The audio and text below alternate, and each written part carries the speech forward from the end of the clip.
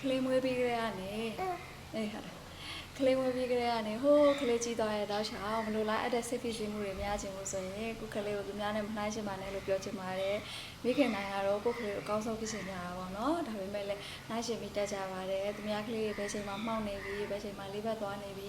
ဘယ်ချိန်မှလမ်းလျှောက်နေပြီဆိုစိုးရိမ်လွန်ခဲ့ကြတယ်ပေါ့နော်ဒီအသက်အရွယ်ပိုင်းခြားမှာဒါတွေဖြစ်တယ်ဆိုတာကိုသိထားမယ်ဆိုရင်ဒီပိုင်းခြားမှာကလေးကဖြစ်လာကြမှာပဲပေါ့နော်ဒီကိုကကြကိုဘက်ကလူအပ်တာတွေလုပ်ပေးရမှာပေါ့နော်မှောက်ဖို့လေ့ကျင့်ခန်းတွေလုပ်ပေးရမယ်လေးဘက်ထားဖို့လေ့ကျင့်ခန်းတွေလုပ်ပေးရမယ်လို့ရဆိုကိုအတားတွေလုပ်ပေးအောင်မယ်လေနော်သူများထက်အရင်ဦးအောင်ဆိုပြီးတော့